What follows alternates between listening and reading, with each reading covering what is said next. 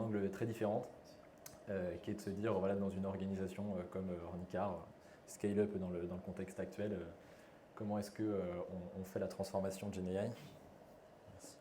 Et ça fait pointeur aussi. Ah, parfait. Euh, donc le titre dit tout de suite l'humilité de la présentation. C'est que je ne vais pas vous montrer des mises en service incroyables avec des taux d'adoption utilisateurs de dingue, etc. On est vraiment encore sur une phase exploratoire, découverte. Donc on en a tiré des leçons dont les inviteurs, je ne sais pas si c'est français, mais les organisateurs m'ont dit qu'elles leur paraissaient intéressantes à partager. Donc voilà, c'est vraiment un travail en cours. Je vais juste revenir en arrière et poser la question. Alors, je pense qu'on est quand même plutôt dans une salle de trentenaires, donc je vais probablement faire un peu un bide, mais est-ce qu'il y en a parmi vous du coup qui ont révisé leur code de conduite avec Ornicar? Pas totalement, j'en ai deux, trois, ok, je suis sauvé, c'est pas d'accord.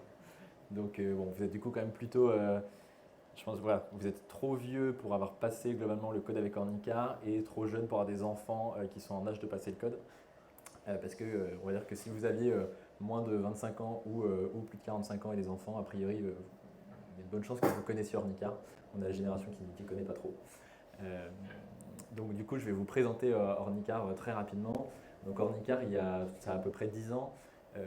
Au début, ça s'est lancé sur proposer justement le code en ligne, ce qui aujourd'hui paraît une évidence, mais à l'époque, ça ne l'était pas. On a gardé du coup ce rôle de pionnier, puisqu'aujourd'hui il y a 45%, presque la moitié des jeunes qui révisent leur code avec Ornicar. Ce qui fait qu'on est connu de beaucoup de monde. Et après, là-dessus se sont développés d'autres modèles, donc l'apprentissage de la conduite ici, avec en fait un modèle un peu Uber, où du coup il y a des enseignants indépendants sur le territoire. J'ai l'impression qu'il y a faut peut-être que je m'éloigne de ça, non, ça fait une espèce de... Vous n'avez pas d'écho, vous? Moi j'ai un petit écho, ok. Ah, ok. Un 2 1 2 oui, ok, c'est bon. Merci. Et donc l'assurance aussi, qui s'est lancée il y a 2-3 ans, donc on n'est pas assureur au sens où on ne porte pas le risque, mais c'est vraiment nous qui gérons les contrats, les sinistres, etc.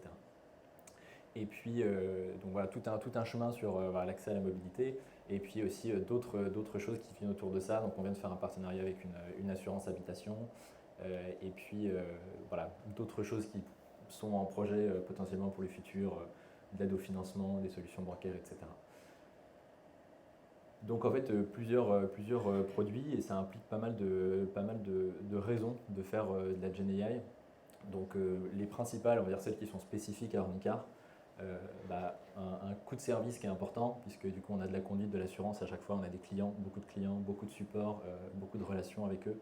Donc à chaque fois ça peut être intéressant de mettre de la GenAI. Euh, on a du coup une plateforme d'e-learning, donc l'apprentissage du code sur laquelle, l'e-learning maintenant c'est un peu plafonné, l'UX c'est cool, c'est rapide, etc. Il y a des contenus. Avec la GenAI, on a une possibilité de faire un truc encore un peu mieux, qu'on a testé, typiquement du feedback continu en cours d'apprentissage, des choses comme ça.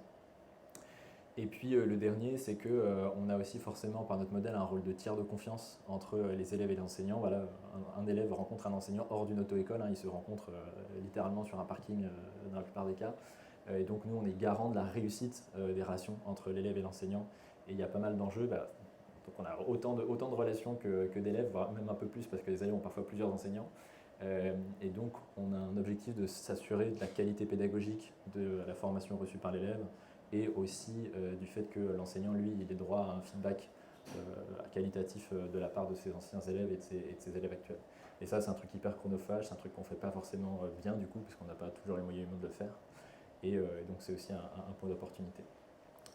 Et puis évidemment, comme dans toute boîte, on a beaucoup de use cases possibles d'efficience interne.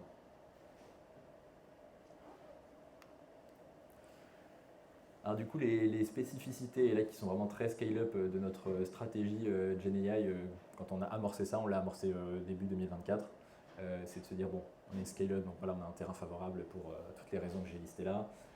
Par contre, on a des contraintes budgétaires fortes aujourd'hui. Bon, voilà, vous êtes au courant que l'argent des scale-up ne coule plus à flot, donc on cherche surtout à devenir rentable à un horizon de temps pas trop long. Et donc, on a une capacité d'investissement qui est limitée. Très concrètement, l'équipe MLNG, on est 4 ou 5. donc pas une capacité énorme, sachant qu'on est bien pris sur des sujets d'IA prédictive. Et donc voilà, un management qui souhaite aussi avoir un ROI quand même assez garanti ou assez tangible avant de s'engager. Donc notre stratégie par rapport à ça, c'est de se dire faisons un maximum de use case à ROI positif, avec à chaque fois un investissement initial raisonnable, voire si on peut très faible. Du coup, on n'a pas d'ambition pour se faire des gros LLM customisés. On n'a pas prévu pour l'instant d'investir là-dedans, sachant que voilà, on a plein de LLM génériques de marché qui nous permettent déjà d'avancer sur plein de sujets. Et puis, on s'est dit aussi que pour l'instant, on minimisait la prise de risque et qu'on commençait pas trop avec les use cases customer facing. En tout cas, pas pour ceux qui sont vraiment en train de générer des contenus, quoi.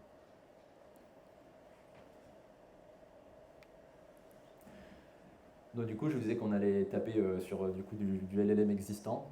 Donc voilà, puisqu'on prend des LLM sur étagère, on voulait une grosse étagère. Donc au début, évidemment, comme tout le monde, on a passé un coup de fil à ChatGPT Enterprise et leur coût de départ était trop élevé pour nous. Donc on a dit, ok, on ne part pas avec eux. Vertex AI, c'est la solution sur laquelle on fait notre IA prédictive. Donc là, très simple, donc on a des use cases. Le setup du coup est nul et puis c'est au token, donc ça c'est un modèle qui nous va bien.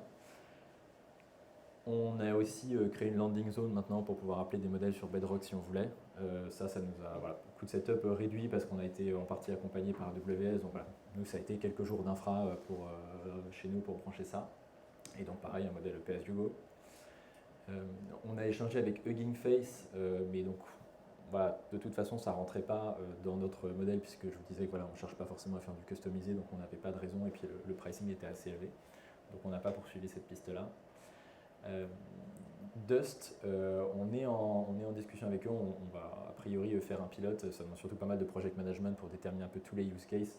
En gros, si je le résume Dust pour ceux qui ne connaissent pas la solution, elle n'est pas forcément encore très connue, c'est de générer des assistants fiables avec surtout basé sur vos données. En fait, voilà, de prendre des bouts de source de données, tel repo Drive, tel Slack, tel truc, et puis faire un prompt en disant toi, je ne sais pas, tu vas répondre aux questions des RH, et ensuite générer et mettre à disposition de l'équipe RH un assistant. Donc on peut en faire pas mal comme ça.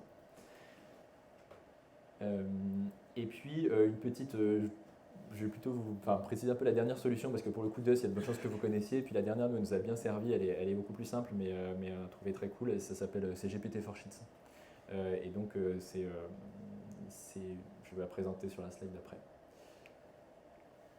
C'est un truc tout simple, je vais le dire dans la slide encore d'après. D'ailleurs, un des objectifs qu'on a, c'est d'avoir des solutions qui s'intègrent très facilement.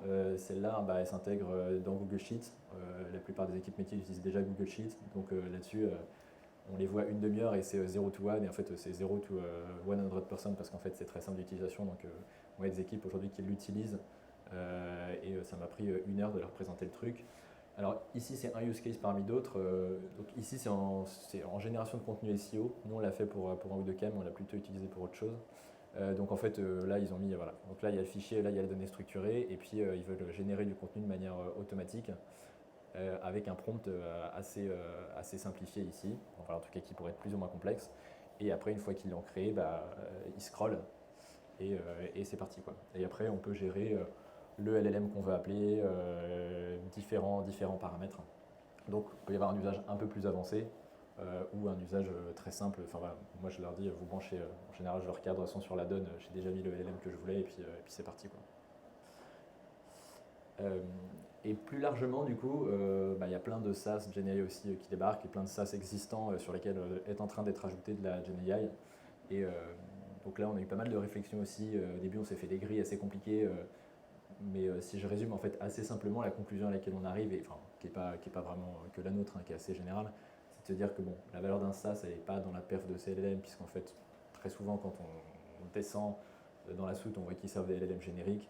Je ne vais pas donner d'exemple vexant, mais voilà, typiquement, on bosse avec une grosse boîte et ils nous ont dit oui, on a notre modèle, et puis on leur a dit on voudrait quand même bien comprendre parce qu'on voudrait benchmarker, etc. Et à la fin, ils nous ont dit qu'ils servaient une API Google lambda qu'on pouvait appeler nous-mêmes comme on voulait, quoi. Donc, a priori, pas mal d'enfumage. Et donc ce qui a de la valeur pour nous, c'est plutôt la capacité à s'interfacer avec les utilisateurs et à exploiter les données internes. Donc typiquement ce que fait Dust, mais pour des use cases précis. Donc voilà, pouvoir s'interfacer avec ce qu'on a nous, Salesforce, Slack, Zendesk, la suite Google, enfin plein d'outils selon les métiers. Et pouvoir exploiter soit des données génériques et assez stables. Par exemple, si je prends voilà, le process sales, c'est un truc qui ne change pas beaucoup, ou qui change peut-être toutes les semaines, ou alors des trucs spécifiques et très évolutifs. Si, voilà, si on veut avoir un truc qui donne un résumé sur l'état du dossier d'un client, on a peut-être envie qu'il soit allé appeler Salesforce il y a moins d'une demi-heure ou idéalement il y a moins de 2 heures. Et puis les pièges, les trucs qu'on veut surtout pas, c'est se faire vendre 5 fois plus cher un service qui aurait consisté à appeler un LLM générique. Sauf si c'est un tout petit use case, qu'il n'y a pas beaucoup de données et que ça nous a évité de faire du dev, un batch nous-mêmes, mais si c'est pour faire du gros, on ne veut surtout pas se faire vendre ça. Et puis aussi le fait de, si on ne contrôle pas la vague d'add-on GenAI qui pourrait se multiplier voilà, en shadow dans les équipes métiers. Alors il y en a certainement qui sont utiles, mais on se dit qu'il faut quand même qu'on garde un œil avant que la facture monte, quoi. Puisque on a fait le compte d'ailleurs chez Ornicar, on n'est que 250, donc c'est pas une grosse boîte. On a 130 SaaS, donc la facture peut très vite monter si chacun se met à rajouter 5% sur un add-on. Donc voilà, ça c'était une intro un peu longue, mais pour vous dire comment est-ce qu'on a amorcé, comment est-ce qu'on s'est équipé et comment est-ce qu'on veut avancer. Je vais vous présenter assez rapidement des use cases. Voilà. Sophia, tu pourras me faire des petits gestes si je commence à déraper. Là c'est bon, j'ai un pouce. Donc je les ai ordonnés, on va dire, du plus simple au plus compliqué. Mais avant ça, une petite timeline. Vous voyez, on n'a pas fait un nombre de projets dingue. On a commencé par quoi? On a commencé en février par se dire on va faire des POC sur ce qui nous paraissait le plus, on va dire, effet waouh, c'est-à-dire des choses sur le code. Et donc du Streamlit derrière qui appelait du chat GPT. Et on a regardé comment est-ce qu'on pouvait faire des recommandations personnalisées, faire un feedback à un élève basé sur ses 20 dernières séries de code en disant voilà, t'es bon là-dedans, là, faut que tu révises un peu plus. Donc on voit qu'il y a clairement du potentiel pour faire un truc bien, mais on ne l'a pas aujourd'hui concrétisé parce qu'on n'est pas en train d'investir massivement sur le code, on a d'autres priorités, donc en cohérence avec la stratégie, on n'a pas investi pour l'instant. Plein de petits use cases, dont certains que je vais présenter, qu'on a traités justement avec GPT-4Sheets. Donc là, des trucs, on avait des petites demandes métiers qui popaient. C'est pas des choses qu'on a besoin de mettre en batch, c'est des choses de toute façon qui géraient déjà sous Google Sheet ou sous Excel. Donc voilà, on les a équipés. Donc maintenant, ils peuvent faire leur scroll down et avoir des infos issues d'un GPT. Et puis des sujets un peu plus quand même un peu plus prod, un sujet d'analytics des call sales, un sujet d'OCR et un sujet de chatbot interne, donc que je vais détailler.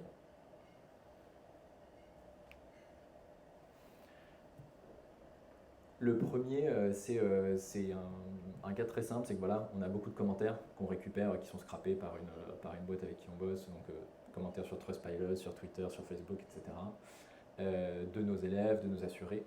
Et on a des commentaires satisfaits, hein, c'est cool, et on a évidemment aussi des commentaires insatisfaits. Et on s'intéresse comme un peu plus aux commentaires insatisfaits et savoir notamment pourquoi est-ce que les gens ne sont pas satisfaits.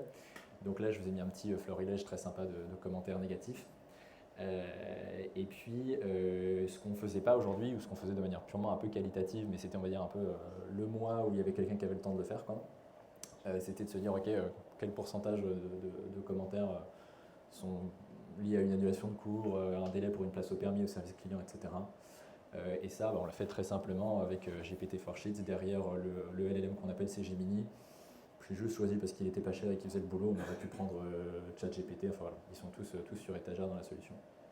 Donc voilà, on fait le calcul on classifie chaque commentaire et puis après on calcule la stat globale. Ici, c'est un use case qui est enseignant facing, donc on est quand même sur un truc qu'on présente à des gens avec qui la relation est importante. Du coup, on le fait en text to data. Voilà. Donc, je vous disais qu'on n'a pas de use case où on génère du texte directement qu'on met en face d'un interlocuteur. Ici, on prend les commentaires des élèves sur l'enseignant. Donc ici, vous avez, alors ça c'est intéressant, vous avez vraiment, ça c'est les commentaires pour un même enseignant, commentaires de ses élèves. Donc si vous regardez celui du dessus et les deux d'en dessous, avec les deux derniers, on voit qu'il y a une petite tendance à pousser les élèves à se surpasser, qui est globalement appréciée. sauf par la deuxième ligne, qui lui a trouvé qu'il poussait un petit peu trop à se surpasser quand même et qu'il le vivait mal. Donc on va évidemment pas même faire une synthèse, on va pas faire une synthèse textuelle de ça parce qu'on a trop peur qu'ils nous sortent des blocs du texte de la deuxième ligne. Donc en fait ce qu'on fait c'est que on borne complètement le sujet en ayant nous-mêmes défini des motifs et après on va juste lui donner un feedback quantitatif sur voilà, les motifs. Il y a des élèves qui apprécient votre pédagogie et puis il y a des élèves qui n'apprécient pas une attitude perçue comme stressante. Ça, c'est un use case d'analytique d'appel audio. Donc, on a des équipes sales qui appellent des élèves, des assurés, soit qu'ils aient demandé à être appelés, soit que nous, on essaie de les appeler. Donc, on a plein de fichiers audio. Et jusqu'ici, on analysait ces calls, on analysait une petite quantité. C'était fait à la main, donc forcément très, très chronophage. Ça supposait d'écouter tout le call et puis de remplir une grille. On est en train du coup de migrer vers une solution de GenAI, donc avec d'abord un speech to text pour obtenir un transcript, et puis après un text to data pour chaque call, et ensuite on agrège les résultats. Et ce qui nous permet d'avoir pour un sales, de se dire voilà, au cours de tes 10 derniers appels, donc c'est cool, tu as indiqué que l'appel était enregistré dans 98% des cas, ce serait bien d'atteindre 100% vu que c'est une obligation légale. Et puis, tu as présenté le pack assistance à 32% des gens, ok, ça a du sens parce qu'en fait, il y en a plein à qui pour qui c'est pas intéressant. Et donc, ce qui est bien à avoir en tête, c'est que si on n'a pas 100% d'exactitude, c'est peut-être pas très grave parce qu'en fait, alors au-delà des sujets de conformité, ça nous sert aussi à comparer des sales entre eux, en fait, à se dire, il y en a un, le meilleur sales, comment il bosse un peu versus les autres. Donc, voilà, si jamais la réalité c'est qu'il l'a présenté dans 34% des cas, c'est peut-être pas grave parce qu'en fait on va le comparer à quelqu'un qui aura présenté ça dans 55% des cas, donc on n'est pas obligé d'avoir un truc qui est parfait. Côté performance d'ailleurs, pour info, aujourd'hui le petit problème de perf qu'on a c'est vraiment dans le speech to text, le text to data marche très bien, mais bon on a toujours voilà, les problèmes connus du speech to text quand même qui sont les noms propres, des vocabulaires spécifiques, des gens qui ont un peu bouffé les mots. Et donc voilà, c'est aujourd'hui un peu encore là où on attend des améliorations qui vont arriver bientôt, je pense, dans les LLM génériques. Je passe très vite sur celui-là, mais faire de l'OCR, c'est beaucoup plus facile qu'avant. Voilà. Moi, j'ai bossé du coup en assurance où il y a des équipes entières, il fallait des dizaines de milliers d'échantillons, énormément de boulot. Là, nous, on a poké dans notre coin en 2 jours et on a atteint un résultat similaire à celui que moi je voyais quand on faisait ça en 2020. Donc ça c'est très cool parce que ça veut dire que ça devient accessible pour une boîte comme Ornicar alors qu'avant on n'aurait jamais investi dedans parce que beaucoup trop cher et beaucoup trop loin de nos moyens. Et le dernier use case que je vais vous présenter, et je vais le détailler un peu après, c'est du coup un bot avec génération augmentée qu'on a intégré dans Slack. Alors, qui est en cours de pilote, hein. On n'a pas encore totalement satisfait des perfs. L'idée, c'était pour nous de pouvoir questionner un GPT de façon sécurisée. Voilà, on sait qu'il y a pas mal de... Quand on discute, en tout cas, entre scale-up, il y a dans des boîtes qui l'ont. Moi, j'ai des personnes d'équipe RH qui me disent, en fait, on pose des questions très, très personnelles en fait, à ChatGPT et c'est quand même dommage que ça parte on ne sait pas où. Donc, même si c'est pour questionner un GPT générique, c'est quand même important d'avoir un cadre sécurisé. Et puis ensuite la possibilité d'aller chercher sur la base de connaissances internes. Donc celui-là, on l'a développé avec AWS. Donc il va chercher, il lit du Claude 3 Sonnet. Donc petit focus sur ce bot interne. Pour ceux qui aiment l'archi, bon, c'est le seul moment où vous allez vous régaler. Donc je ne vais pas rentrer dans le détail, hein, et puis c'est pas moi qui les codé, donc si vous avez des questions détaillées, je vous préviens que vous serez probablement frustré, mais je les prends quand même, on verra. En fait, donc l'idée c'est qu'on a un événement, donc voilà, typiquement quelqu'un qui fait une query ici, pas mal de lambda, et on va venir appeler du coup Claude 3 Sonnet. Et si jamais dans la query on a demandé aussi des informations liées à Ornicar, ou est-ce que tu peux dire qu'est-ce qu'on a fait, enfin voilà, une compréhension que c'est une requête qui nécessite d'aller chercher du contexte Ornicar, il va aller appeler ici un retriever voilà, qui lui-même va aller du coup taper dans le vector store ici.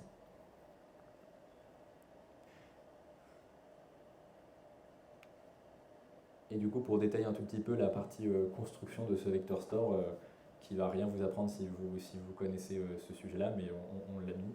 C'est donc notre base de données, nous, c'est Confluence ici. Ce qu'on fait du coup, c'est que évidemment elle est découpée en morceaux. Après, on génère son embedding et on le stocke du coup dans un vector store. Et quand un utilisateur va venir faire une query, on va du coup générer l'embedding de la query et on va venir chercher dans le vector store est-ce qu'il y a des documents qui sont similaires. Donc voilà, typiquement, si c'est le marketing, il va aller chercher dans les pages du marketing, etc. Et puis, on augmente la query avec les documents qu'on a récupérés. Et donc, ça vient alimenter la réponse du LLM à l'utilisateur. Et d'ailleurs, en fait, je ne l'ai même pas détaillé dans la capture d'écran que j'avais ici, mais donc en fait, vous voyez ici, je lui ai demandé quelles étaient les actions marketing en 2022. Donc, il fait d'abord une réponse de synthèse et puis après, il met ses sources. Donc, à la limite, même si on est. Je trouve qu'il y a déjà un usage, même si peut-être si la synthèse ne me va pas parce qu'en fait je veux du détail, ça me fait un moteur de recherche Confluence. Moi personnellement aujourd'hui je suis très déçu par le moteur de recherche Confluence. Donc typiquement je pense que j'utiliserai ça quand ce sera live.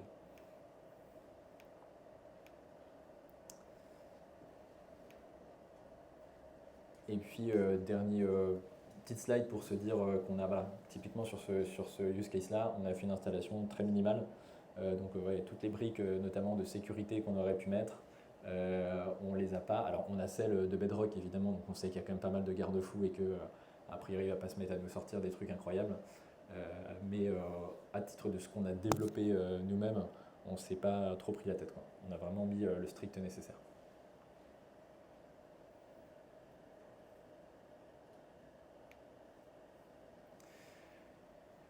Donc voilà, en gros, là, je peux te présenter la stratégie, les principaux use cases qu'on a explorés et sur lesquels on est en train d'avancer.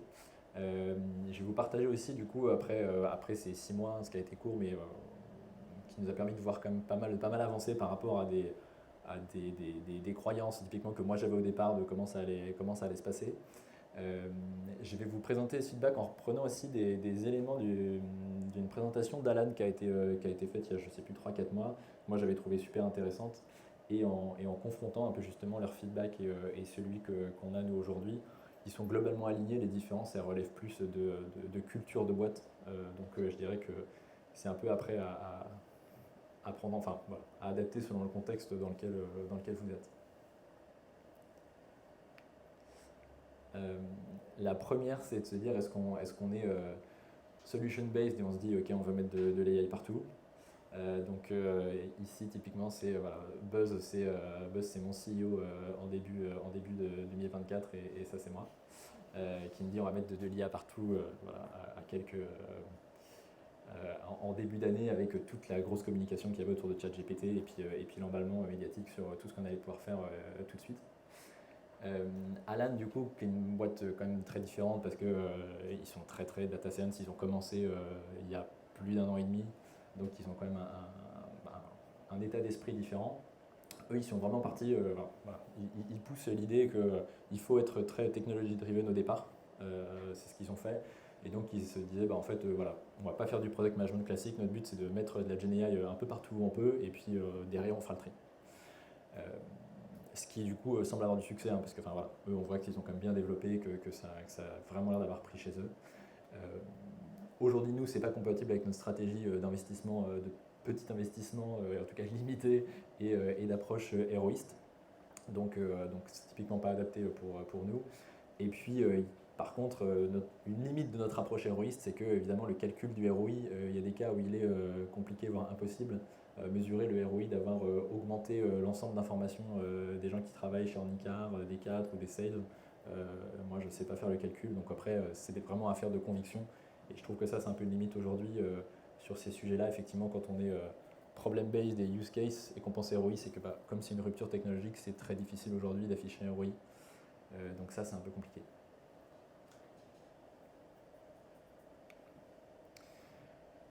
Ensuite, Alan avait un retour super intéressant en disant quand est-ce qu'il faut arrêter d'investir. Et eux, leur point de vue, c'était de dire voilà, si ça ne marche pas, pour l'instant, considérez arrêtez-vous là. Ça vaut pas la peine d'être en train de bidouiller des trucs. Vaut mieux attendre puisque voilà, la performance des LLM continue d'augmenter.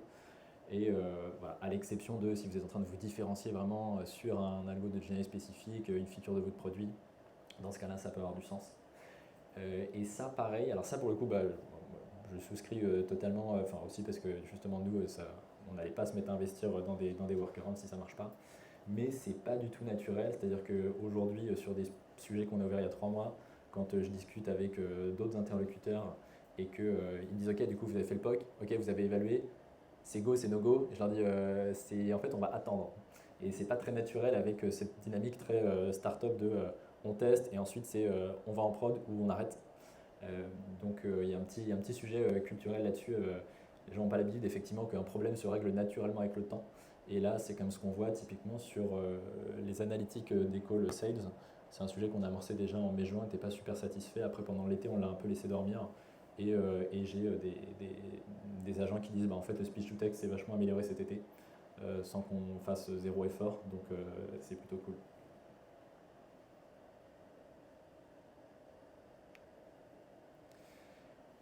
Ensuite, le centraliser ou décentraliser, qui est une grosse question qu'on est nous en train de se poser. Moi, on était déjà parti dans le cadre que décrit Alan il y a 6 mois, c'est-à-dire on commence de manière centralisée. Et donc, c'est bien d'avoir quelqu'un qui à la fois comprend bien les LLM, a une vue transverse et puis peut accompagner les équipes pour les emmener un peu et les faire démarrer. Mais les équipes avec un contexte business devraient être honneur de l'implémentation de termes, d'autant que souvent, bah, typiquement, le prompt, c'est eux qui ont la compétence de le remplir. En réalité, nous, on peut les guider. Donc, on a typiquement quelques slides, une présentation qu'on fait pour les aider au prompt engineering. Et voilà. Et ensuite, ils essaient de le faire. Alors, c'est pas évident parce que quand on leur parle de GenAI, les équipes business, elles ont un sentiment de dire ça y est, super, il y a un truc qui va faire le boulot à notre place et donc je vais pas transpirer une seconde. Et donc, quand on arrive et qu'on leur dit en fait, si, il va falloir faire un golden dataset, donc il va falloir vous farcir 200 calls et les annoter à la main, ils ne sont pas forcément super chauds, mais en tout cas ils disent oui on va le faire et puis les mois se mettent à passer. Donc il y a un petit sujet de prioriser ces sujets-là derrière. Et puis voilà. Et de leur dire surtout à la fin c'est vous qui allez en fait maintenir le truc en prod, pas au sens infra évidemment, mais au sens de si les prompts deviennent déconnants, bah, c'est à vous de les mettre à jour avec le contexte des évolutions business. Voilà, et je n'ai plus qu'une slide, donc c'est bon Sophia, ça vient se passer. Qui est de dire quel rôle aussi pour les développements de projets. Donc en fait, nous on a démarré en disant trop chouette la GenAI, enfin on est l'équipe Data Science, il faut qu'on y aille. Et puis voilà, ça c'est vrai que dans l'équipe et même moi, on se dit un peu au bout de 6 mois, bah, en fait, c'est vrai qu'on est en train de faire du soft edge et de brancher des API. Donc se pose un peu la question et il y a des boîtes qui effectivement aujourd'hui disent nous on a avancé qu'avec des soft edge et on n'a pas dérouté l'équipe data science de ces sujets. Donc vrai point quand il n'y a pas besoin d'implémentation custom et qu'on est juste en train d'appeler du LLM, de se dire est-ce que c'est l'équipe data science qui devrait être responsable? Je pensais dans la boucle, mais responsable, on ne sait pas aujourd'hui. Donc on se pose aussi ces questions-là aujourd'hui, de où est-ce qu'on se situe tous ces projets qu'on a mis, le développement, qui c'est qui l'assure. Et c'est pas forcément évident.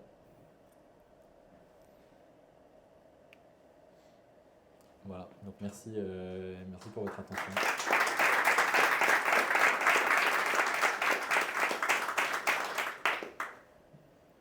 Et donc si vous avez des questions, j'y répondrai avec plaisir. C'est Jean, merci pour la présentation, c'est très riche. J'ai une question concernant la notation des... quand il y a les appels et puis on va mettre une note pour les gens, comment ils appellent, qu'est-ce qu'ils font. Là-dessus, est-ce que c'est une méthode qui est traçable si jamais, par exemple, il y a une contestation ou il y a une décision après pour une prime, une augmentation, ou je ne sais quoi. Ça, c'est effectivement un peu les cauchemars de l'équipe légale. Je saurais pas. En fait, le point qu'on a eu avec justement l'équipe légale, c'est que c'est quelque chose qu'on fait déjà aujourd'hui. En fait, le cadre actuel, c'est il y a un prestataire externe, un humain, qui est en train de noter. On sait qu'il fait aussi des erreurs. Et donc, et là-dessus, ta prime sera calculée potentiellement. Donc, en fait, alors, l'idée, c'est que là-dessus, ta prime, elle est calculée globalement plutôt à ce que tu vends ou ce que tu ne vends pas. Et ça, c'est plutôt un outil de coaching. Donc, j'ai pas le détail d'utilisation, mais normalement, c'est pas son usage premier. Mais il y a un vrai sujet de parfois, en fait, on remplace juste quelque chose qui était déjà fait humainement avec un taux d'erreur par de la GenAI. Et donc c'est vrai que légalement, ça n'a pas les mêmes conséquences, mais pour l'instant, l'équipe légale nous a dit oui.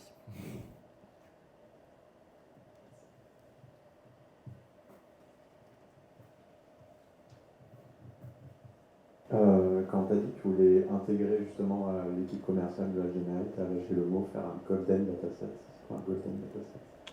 C'est vrai que je n'avais pas beaucoup entendu parler non plus avant de me lancer là-dedans.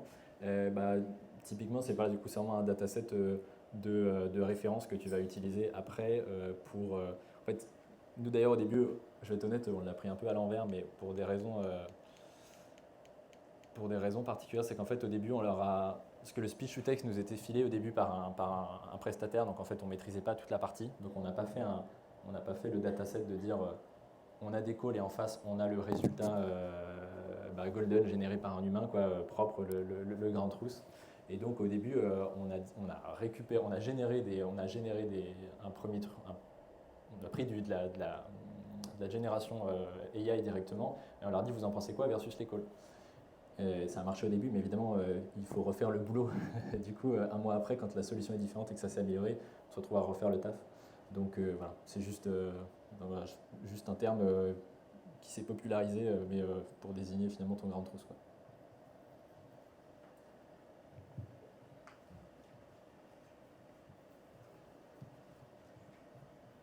Pour enchaîner sur le dataset, c'était quoi la taille qui était suffisante pour que vous obteniez des résultats qui soient satisfaisants? Tu veux dire en termes d'analyse de la performance? Sur le dataset initial. Sur le mais tu veux dire en termes d'obtenir un indicateur de perf en disant on a écouté un certain nombre de calls et on l'a établi.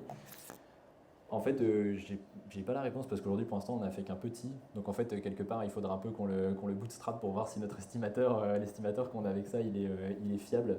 Donc en fait, aujourd'hui, on a typiquement une perf. Alors, je sais pas le dernier qu'on a fait, mais je sais pas, on était à 80%. Mais c'est vrai que si on enrichissait le dataset, ça varierait peut-être à la hausse ou à la baisse. Donc pour l'instant, le facteur limitant, il a surtout été le temps que nous ont accordé les ops pour analyser les calls. Donc je crois que pour l'instant, tu vois, une cinquantaine de grilles, c'est tout. Donc une cinquantaine de calls écoutés. Mais l'idée, effectivement, serait qu'on monte quand même, si on peut monter à 200, ça serait pas mal, quoi.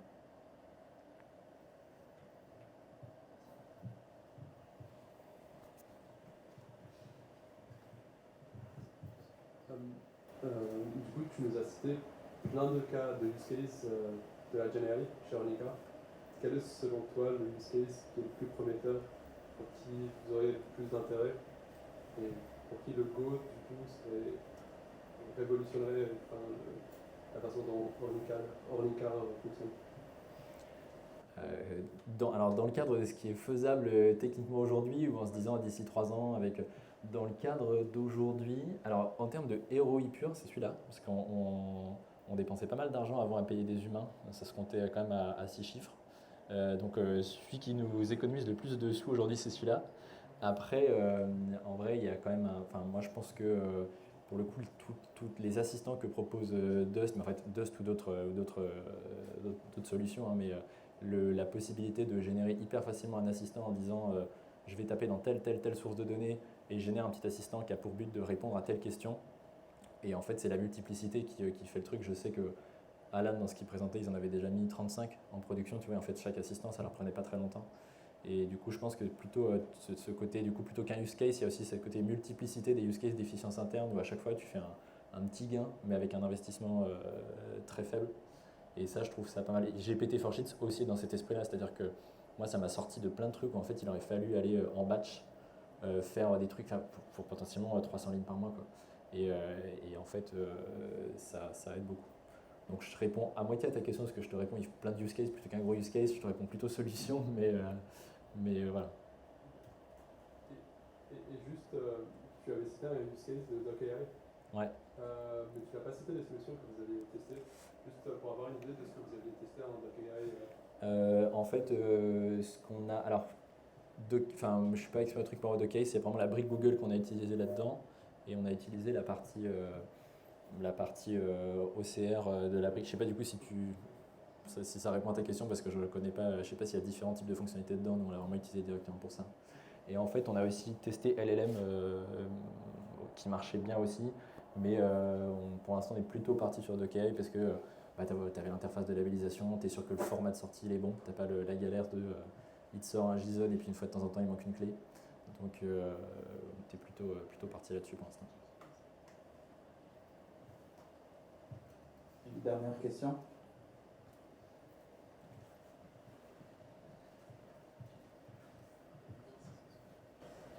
Je voulais revenir sur un point sur l'organisation de l'équipe. Tu as conclu justement en parlant un peu des différents profils qu'on pouvait mobiliser, et puis tu as mentionné aussi que vous travaillez sur ces sujets depuis le début de l'année. J'aurais bien que tu nous racontes, s'il te plaît, comment vous avez créé cette équipe et quels sont les choix forts que vous avez dû faire à ce moment-là.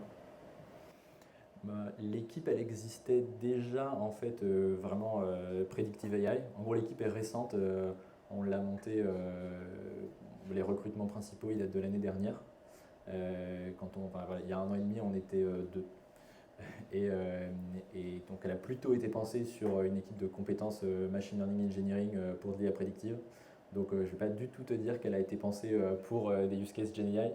Et ce qui d'ailleurs nous amène un peu à la dernière slide en disant on a une équipe aujourd'hui qui se dit je suis en train de brancher des API et en fait c'est très drôle parce que dans l'équipe il y a 3 mois tout le monde est venu me voir en disant ah Charles j'aimerais quand même bien être mis sur les sujets de GenAI et puis celui qui s'est mis principalement sur les sujets de GenAI m'a dit il y a 2 semaines en fait brancher des API ça m'emmerde. Donc voilà gros revirement aussi sur les aspirations de l'équipe quoi.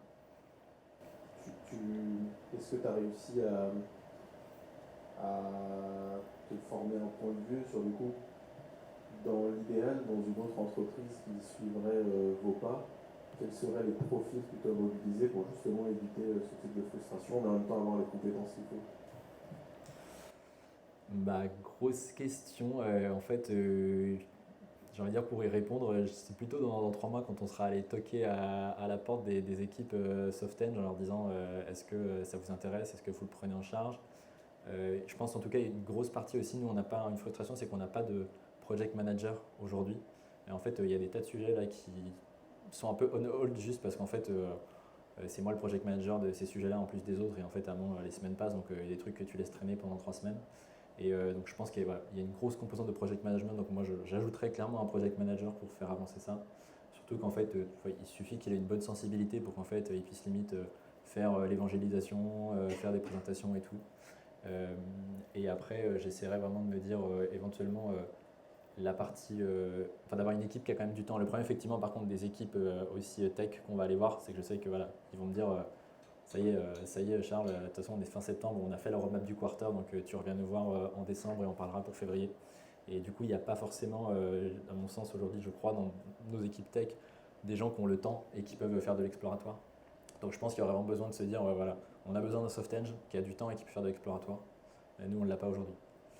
Voilà. Et après vraiment sur MLNG, comme je dis, je pense que c'est important de les avoir dans la boucle, même nous, de prévoir du temps peut-être, tu vois, pour la partie évaluation, etc. S'il y a besoin de calculer les indicateurs ou d'être un peu en critique aussi de ce qui est fait. Mais finalement, MLN, j'allais dire à refaire, je ne sais pas si je changerais grand chose, puisqu'aujourd'hui, je pense qu'on ne va pas énormément les impliquer en fait. Merci beaucoup. Merci.